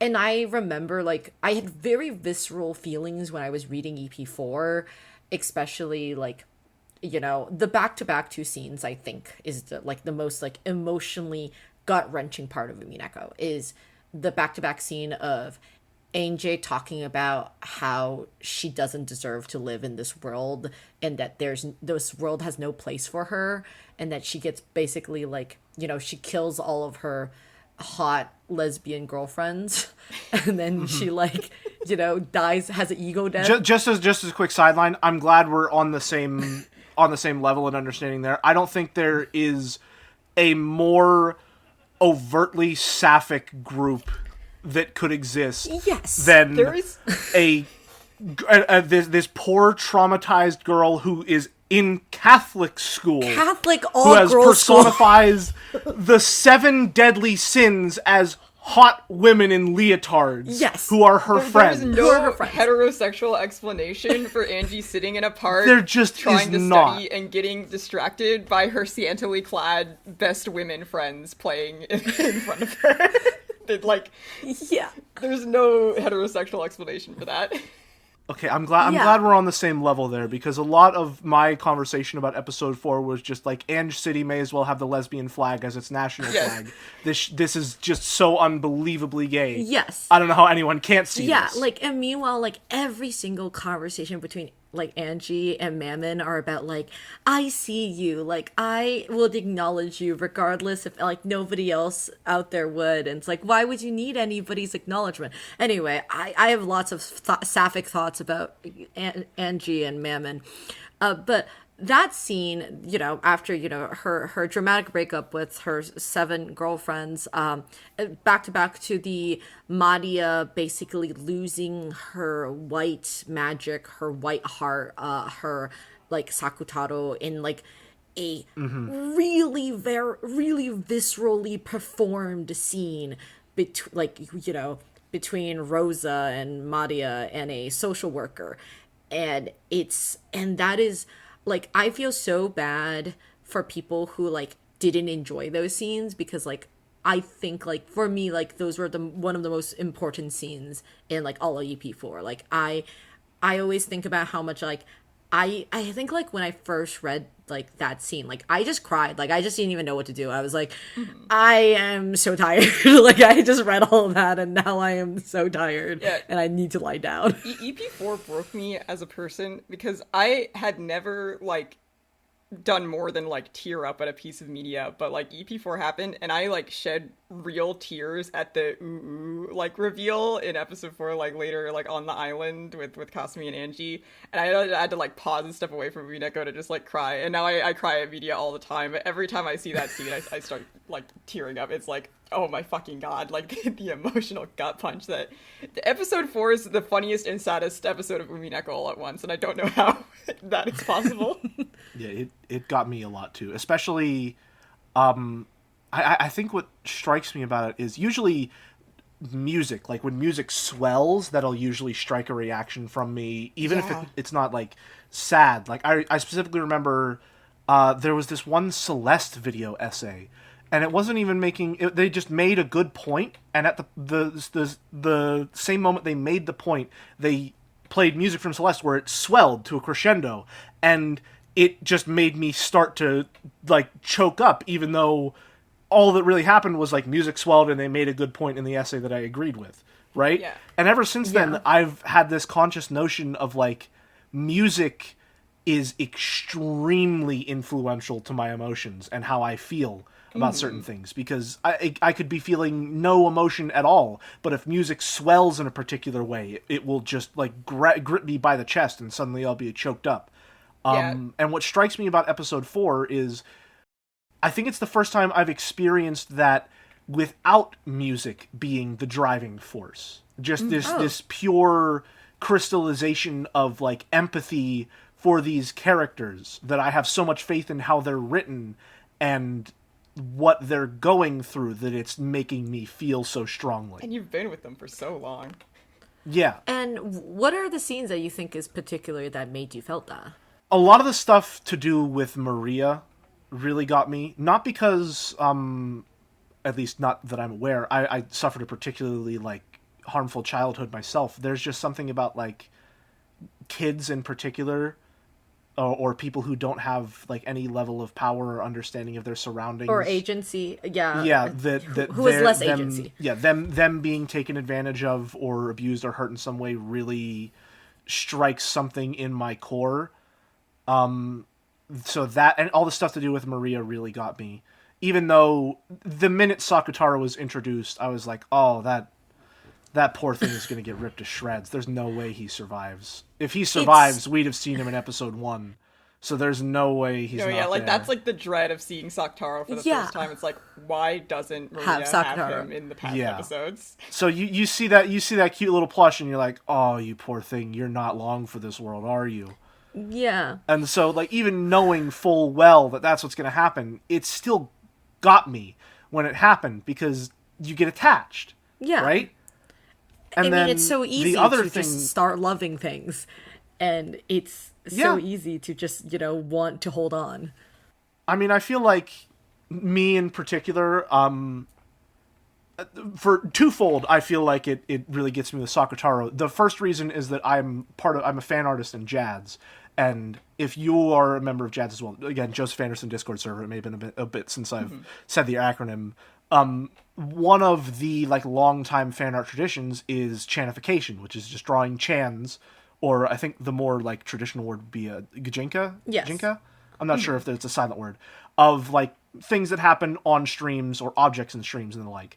And so being a fan artist in that community, you have to have this highly developed notion of being able to personify ordinary objects and become unreasonably attached to them. Right? Yeah. That's sort of part of it. And I also find that in my day-to-day life, I am someone with a very overactive sense of empathy, where I find it very hard to not think the best of other people, even at my own detriment. I understand. Yeah. Right? Or I find it, in a sense, harmful to myself to think worse of other people in some cases, right? And so to have that level of empathy and to be able to direct it even at objects or, characters in a story, obviously something like Sakutaro is really going to get to me. It's really funny that you brought up chanification and Gajinka, is because one of the funniest, I think this was in Umineko Fool, or maybe this was before Umineko Fool, but it was just in the JADS Umineko text that somebody spoiler blocked this text, and it just says Joseph Anderson is going to absolutely lose his shit when he finds out that magical beings are just chanifications or something, and it was the funniest thing I read that day. It rings in my head when I see somebody like Sakutaro or all of these things. It's so funny, but also very sad. I always refer to the chants that I've created as my daughters, and so I think it was episode 3, I was like, I really identify with Beatrice as the single parent to multiple inanimate objects. So real. It's just this strong basis of familiarity. It's a deep well that I can pull from to really help me empathize with her. And speaking of empathizing with Beatrice, the end of episode 4. Yes, please. Got me. It was hard to breathe watching the end of episode you said 4. you cried during, or that you. Yes. Yeah, please tell me. I think the way that I phrased it was I'm really glad I'm not guest starring on this episode, because I don't think I could handle Boulder. Boulder is a person in the community who helps a lot with audio issues. I said I don't think I could handle him audio backseating my violent sobbing. I remember seeing that message live. What do you think got to you in your? I'll tell you exactly what it is, and it's definitely some level of projection on Battler. And it goes all the way back to my character analysis of Battler in episode 1. Okay. I think Battler's defining character trait is his empathy for others. And my reasoning for saying that is that more than his belief in the systems of society as this guiding principle for how to live and who he is, more than anything else, he wants to believe that everyone on the island with him is innocent. Right? The core conflict for the longest time with him is he has to believe in this mystery person X, because if mystery person X doesn't exist, then he knows the murderer personally. It is someone who he is friends with, someone who he has some level of connection with, and he can't stomach the thought of that being the truth. Anytime in episode 1 and 2, when group cohesion breaks down and people start to get at each other's throats, he's the first person who literally starts screaming and crying because he doesn't it brings him genuinely to tears to see the people that he loves at each other's throats like this. Yeah. Right? And so because his empathy, I think, is one of his defining character traits. The thing that really gets me about episode 4 is it's this really tragic conversation, I think, between Beatrice and Battler, where Beatrice is asking, pleading with him to see her, right? And that's not so much in the sense of, like, episode 1, like, see her, like, physically see her, but obviously see her as in recognize her as a human being, recognize her as an individual with her own agency, with her own wants, needs, desires, her own existence, right? It's her desperately wanting that from Battler. And Battler, in his own weird way, like, how can I phrase this? He is giving that to her, is what I'm seeing in the end of episode 4. When he tells her, like, you can't give up, like, that wasn't the best you had, we need to go through this again, and you need to try and establish your existence again so that I can refute it further. That, to me, is Battler saying, I will not be satisfied with this unless I can see you as a person and reckon with that. That is him desperately saying to her, you are a person, prove it to me. And so, to me, it reads as very tragic because he is, in a way, seeing her. He is forcing her over and over again to say, like, please give me some reason to say that you exist. And it's either he can't communicate that to her, or she can't see it, or maybe they do see it, and they are communicating with each other, but because of the circumstances, there's no way for them to properly acknowledge that that's what's going on. Something about that just really, really gets to me. Yeah. The thing that I think a lot about when I feel like I'm wanting to cry or something, or when I feel like, it's the feeling that a person feels when you shake like a soda bottle, or the feeling of like you have so many things you want to say, but you're unable to say them. And the moment when then no more words can come out of your mouth, but except for crying. That is the feeling I feel at the end of EP4. It's this pressure release valve. Yeah. I'm so glad you liked EP4 this much.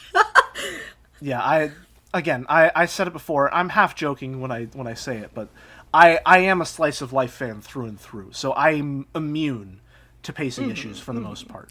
Right? Like, I'm sure if I were to go in there with a more critical lens, and I know that Mouse and Joe both have, there's definitely a lot of pacing issues with episode 4. There's a lot of scenes where you could cut back and you could cut a lot of stuff, but to me, none of that factors in. I have endless patience for a text that I trust this much. Yeah, absolutely. Yeah. Right? So episode 4 is naturally going to be my favorite because it's where all of those themes of specifically emotional and empathetic resonance come to a head. And especially with a media like Umineko, with like the characters all have like so much personality, whether they are just charming or fascinating to look at under a microscope, that like any pacing issues just is like, well, I'm just getting more of the people in this story that I like. I could listen to them for hours. Yes. I'm having so much fun. Yes. That's it exactly. Yeah, again, that's if you have slice of life brain, that's all you think is like, why would I be upset about pacing issues? That's just more time with my friends. Honestly, I think a lot of the slice of life scenes in Umineko are incredibly important. Yes. Like, if at least for character analysis. Yes. If not even some like bigger overarching theories. Absolutely, yes. Absolutely. Every side conversation is another chance for me to dig further into the wording. It's really good. It's really good. And this is I don't know if this is this has more to do with Battler as an empathetic character than it has to do with like the slice of life and the pacing, because this is something that I wanted to touch on. Another thing that has me thinking about the fact that Battler is more like he's defined by his empathy, or one of the things that really struck me with that in mind in episode 4 is Kyrie's death in episode 4, whenever she's talking to him over the phone. The thing that she says to him is like, your opponent is a witch. They're a magical being. Do not try to understand them. Don't try to rationalize them. They are magical. Trust and believe in that. Right? Yes. And to me, because of how I understand Battler, that immediately read to me as Kyrie talking to her son and saying, I know who you are as a person. You are the kind of person who will try to rationalize, who will try to empathize, who will try to understand this person who has committed these atrocities or set them into motion. And I'm trying to tell you, doing that will kill you. You will not be able to live physically, mentally, emotionally, whatever it is, unless you can completely depersonalize the person who is responsible for this. You have to think of them as magic, as not of this world, because without that, your foundation crumbles. So they can't be a person. You can't even try to think of them as a person, because it will ruin you.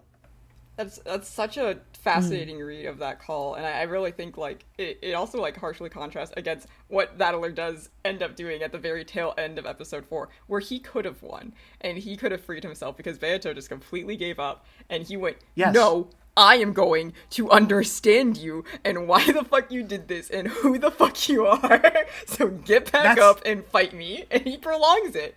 Like that was entirely his own doing.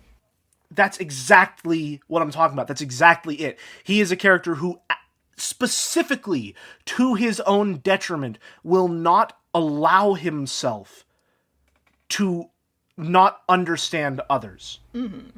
It is in his favor, hand over fist, no ifs, ands, or buts about it, to just win, to stop, to just let Beatrice lose right then and there, to be brutal and just call it done then and there. But he cannot abide by that. It's not who he is. It will never be who he is to just let her lose there, because he has to understand her as a person. Whether it's this unfailing belief in the good of people, that maybe she had a good reason for doing it, that maybe she's worthy of redemption, or whether it's just this belief in there must be a rational explanation for the world and my place in it, he can't let himself let her give up. And there's something very beautiful about that. It's something very, very beautiful about it. Absolutely, that's what brings me to tears about that scene. It's just this overwhelming extension of it's the love. Relentlessness of wanting to understand. Mm-hmm. Yeah, it's this unbelievable faith for one reason or another in human connection, just for the sake of connecting with another person. It's so beautiful. I'm just like I'm just like, wow, I love Umineko. Yeah. So beautiful. I was going to say, like, the thing I always think a lot about, you know, we joke a lot about that Umineko is such feminist text and such and such.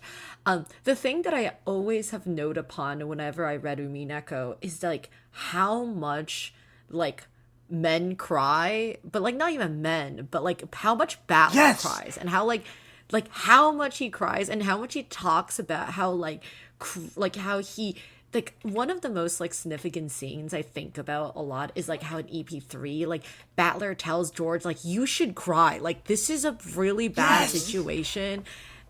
Yes. Do you want to elaborate on my thoughts about this? Yeah, that's what I was talking about earlier, where like he literally will scream and cry whenever family tensions break down because he can't bear to see the people in his life react like this. He's an extremely emotional character, and that's never portrayed as a bad thing. Like sometimes Beatrice will make fun of him for it, right? But it's never like seen as a personal weakness of Battler that he believes in others, unless it's coming from Beatrice, who's exploiting that as a weakness to corner him. She's the only person who will ever attack him because of it, and it's clear when it happens, this is someone who is his opponent using it against him, rather than someone who is on his side, who is able to understand why he's going through that emotion. Like, there's never a moment where, like, one of his, like, family members on the game board is like, Battler, like, stop fucking crying, get it together, we gotta, like, get our shit together. Even though I think multiple people in the Ushiromiya family would be the kind to say, like, men shouldn't cry, keep that shit inside, Battler. And it's... Which is, I mean, that's what George is like. That's exactly what George is like. And again, George, as I've talked about earlier, is this figurehead of everything that, all the ruin that the Ushiromiya family is capable of doing, right? All the bad things that you do not want to aspire to crystallized into a person. And he's upholding that ideal of like, no, I need to be strong. I can't cry. It's not what she would want. And Battler has to come in and be like, listen, dude, you're a human being. You're supposed to cry. You're supposed to have emotions. You're supposed to feel for the people around you. That's what you're supposed to do.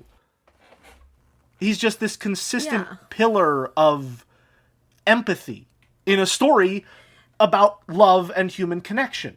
That's not an accident. It can't be an accident. It cannot. It can't be an Rikishi accident. did not stumble ass backwards into that. Like, There's one more thing that sort of relates back to, which is specifically like how I'm tying Battler's empathy and the feminist themes of the text together, other than his empathy allowing him to be the only person who can truly see Beatrice as a person, right? Not as this obstacle to be overcome, not as this prize to be won, but as a person to be understood more than anything, is most of his defining characteristics and like his connections with the world are through female characters, right? Like he looks up to George as some ideal, but as far as the people who actually influence him, like he left the Ushiromiya family register because of the death of his mother and Rudolph's perceived disrespect at remarrying Kyrie, or at marrying Kyrie immediately afterwards, right?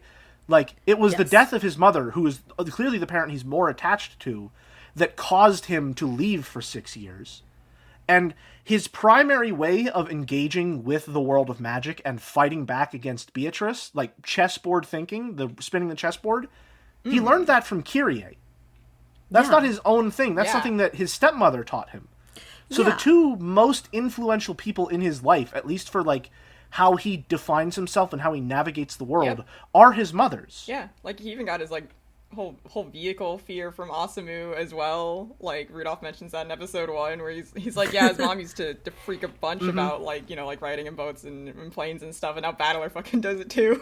That ties back even to me saying like the Kinzo thing is going to be a red herring. Like Kinzo is pretty much the only male figure that Battler is routinely contrasted to or like shown in parallel to, and it's almost entirely for negative traits or negative associations, and then almost all of his associations with female characters are shown more in a positive light. Yeah. I thought it was really interesting that you brought up the thing about Kirie, because I always thought it was very fascinating that like Battler, for a child of like I guess 12 years old when he left the house, it's very easy to be in like a situation of your family, or not even a family divorce, but in the sense of like losing a family member. It would have been super easy for Battler to fall into the trap of being like, I would hate Kirie. Kirie is the one at fault who like seduced my father, blah, blah, blah. And like, you know, to have a very awful relationship with her. But like, no, Battler is actually incredibly mature in his like understanding of the situation. It's, you know, it's of course like, you know, he has a lot of grace that he can extend, that he's like, this is not like it has been 6 years now. It's at this point like I would not like, I have a very cordial and good relationship with Kirie, and that he not only like likes her but also finds her to be a role model and as somebody who's very influential in his life. And it is like really a fascinating relationship that Battler has. It's very atypical for a storyline like that to play out, and for it to be so overt that Battler, like, his distaste for the situation is almost like completely, Kyrie is almost irrelevant to it. It's entirely placed on Rudolph. All the scorn and like negative feelings he has for what happened, he places it on Rudolph, not for remarrying Kyrie, or not for remarrying and marrying Kyrie, but like for cheating on his mom and remarrying so soon after it happened. Like, he's not upset that Kyrie is involved with Rudolph. He's upset that Rudolph got involved with Kyrie in the way that he did. Yeah. I wanted to ask, so Jelly, are you a fan of mystery genres, or were you like a person who were interested in this type of work before you encountered Umineko, I guess is my question? Not particularly, no. I wouldn't say, if I were to go through like the list of things that I find to be like genres that generally pull me in, I wouldn't, like, mystery would probably be on the list, but it wouldn't be a headliner, I would say. So It's not something that I would like is atypical for me to get interested in, but it's not something that I actively seek out in most cases. Maybe that's the way to phrase it. The thing I was going to mention is that like the reason why I found Battler to be such an interesting quote unquote detective in the scenario is that like most detectives, or I guess old, like what we think of the modern understanding of detective. People think like detectives are supposed to be very cool and calculated, or like they're supposed to be the Yes. outsider of a situation, Sherlock like Holmes.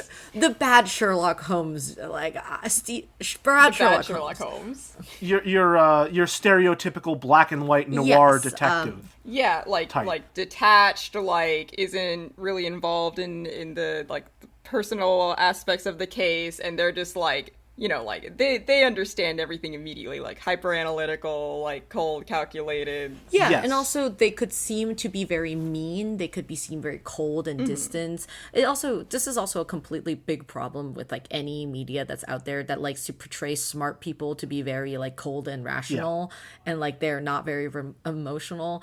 And like the thing that like I have always very loved about Umineko is just how emotional Bauer Absolutely, is. Like yes. he is very keen and very in touch with his own emotion. He understands why all these things are emotionally at stake, and he just, you know, he still passionately, like, you know, debates and is, you know, trying to, you know, work himself out of every single little corner he's in. And he's Yeah. not stupid either. Like he has stupid thoughts. Don't get me wrong. We all do. Absolutely, We all yeah. been there. But like Yeah. he has some good ideas. Like it's not like he's like completely like brain dead up there.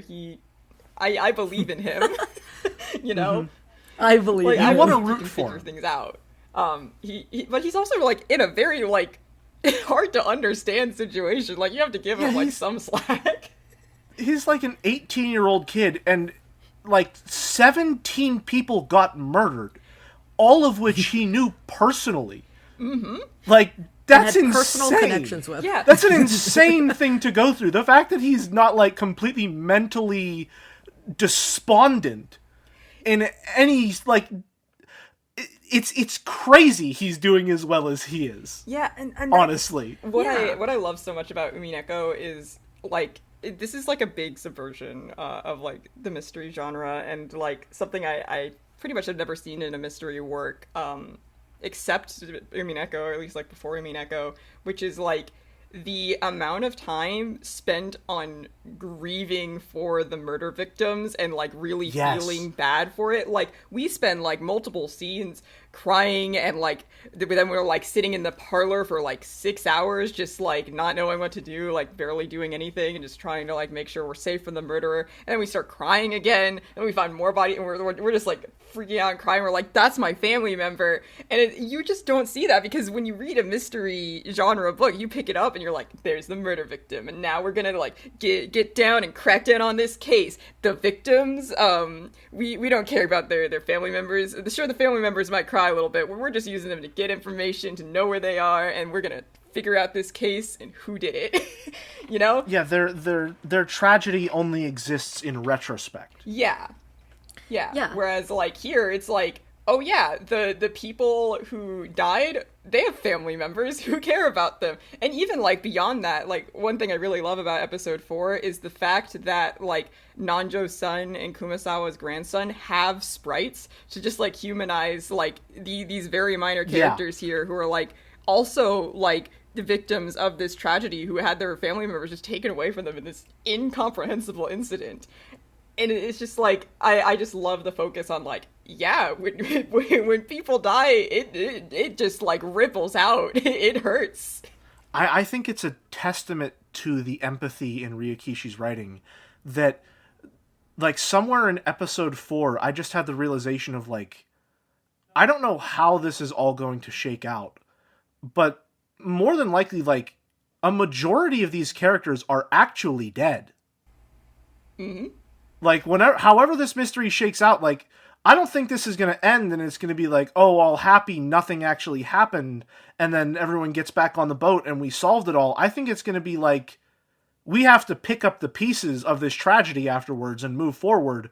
And most of these characters that I have come to know and love, or in George's case, hate, like, they're actually dead. So far, do you have any more thoughts on EP4 that you wanted to share? I think because one of the last things I wanted to ask of you, because this is emotional type of thing, so this is going to be for the end of this specific episode, is that I wanted to ask, like, you know, you said you have came to the realization that you think that you're not really sure how the story's going to end, or even worse, you're kind of sure that it's going to end that all of or most of these people are dead. So I now want to ask, like, what do you think is going to be in the answer arc? That's a good question. I'll be honest, I haven't really considered it all that much, because... You're only halfway How through. can I phrase this? Yeah. I mean, yeah, obviously, but I mean, I feel like, you end the questions arc and you have a lot of questions. I don't actually know what sort of answers I'm expecting to get. I mean, obviously there was the rapid fire back and forth between Beatrice and Battler, and then later on with the tea party between Lambda and Byrne talking about all the stuff that Battler got wrong, right? So there's all that stuff that still needs to be followed up on, but I'll be honest, it was a little hard to read that through all the tears, so I might need to go through it again. Of course. But I mean, the only thing that I can really think of in regards to, like, what I'm expecting to happen is, I guess the biggest answers I'm looking for are who exactly is dead at the end of the day. What do you mean by that? Well, my thinking is that most of the people on the island are actually dead. Okay. I think that a majority, if not all of them, are dead at the end of the story. The leading theory... So you're telling me that you don't think this is like, do you think this is parallel worlds? Do you think this is time travel? No. Do you think it's magic? Nope, no. Do you not think any of those things? I don't think it's parallel worlds. I don't think it's time travel. I don't think that this is any physical reality which is manifesting in different ways. I think there is one set timeline of events that happen, and what we are experiencing are multiple interpretations or theories of what may have happened Okay. with incomplete information. Okay. Interesting. Okay. So what does that mean? That means that I think at the end of the Answers arc, we will have a complete picture. Or rather, we will be given enough information to decide as the reader what we believe. I will say one thing about Ooh, okay. the answer arcs, which everyone calls them, which is a kind of taken from Higurashi, because that was also split into question and answer arcs. But Umineko's answer arcs, or Umineko Chiru as they're called, aren't necessarily officially called answer arcs, but rather Chiru meaning scatter. So in Japanese, more accurately, these would be the scatter arcs, which take that as you will. But I just think it's like a fun little factoid about the title. Interesting. Yeah. Interesting. So some people in the fandom like to call them answer arc because it's an easy name that like leads on between, Higurashi question and answer arc. Some people like to call them core arcs. That's also just a personal opinion that, some people like calling it. And scatter arcs is the best way to put it. At no point has Umineko has guaranteed you anything about getting the answers. Scatter's Yeah, which is that's the feeling that I was. Well, I mean, not necessarily that I would get answers for the entire text. Rather, my feeling has always been that the exact reality of what is going on in the island, like the truth of the murder mystery, is almost secondary to the larger ideas that Umineko is trying to play with. Not that it's irrelevant, not that what happens with the murder mystery doesn't matter at all, but that the murder mystery is just another device through which the themes of the text are explored. Yeah, I can definitely see that where you're coming from with your thoughts there. Umineko is it's very interesting in the way that it dishes out like bits of information, I'd say, and it very much likes to keep things close to its chest, but it's also willing to like give you like bits and pieces to just get that bigger story together, whether it's like with the theming or the overall mystery. Like, you know, like you were picking up the feminist themes in the text like way back in episode 1, just like giving you those sprinkling pieces to piece stuff together, and then you get, you know, your answer in episode 3. This is a feminist text. Yeah, like I'm already riding high. I've already gotten all the answers and confirmation for the mysteries that I was sussing out. You know, now it's just a matter of seeing how those themes resolve, as far as I'm concerned. You know, and picking up little pieces along the way. Yeah. I think that's a very good summary of just the question arcs in general, the first 4 episodes. And I think. And again, I haven't even talked about like what I think may be physically happening on the island as far as like the people and places and what's going on. Don't worry. We'll get there. I think I think there. we'll close off and we'll get magic thoughts as well as your like real raw theories about all of that and other things overarching in the next part. So, Mushroom, would you like to close off this first half of? Okay, but yes, thank you so much, Shelly, for sitting down with us for, I guess, 2.5 hours of recording. You know, more to come. But Jelly, I deeply appreciate you taking out your time, but also your thoughts have been delightful to listen to. I've been having so much fun. You know, biting my nails, tapping my feet, which are all sounds that cannot be picked up by my microphone, hopefully. Things that I will have to very annoyingly taken out later. But I'm so glad to have you on board as a, you know, Umineko fan. And I can't wait to hear about your thoughts about the actual things that are happening on this island and also your other magic thoughts. But I think this will be it for today. Thank you everybody for listening, and look forward to the other episode we're gonna do with Jelly. Everybody say goodbye now. Have a good one, folks. Goodbye.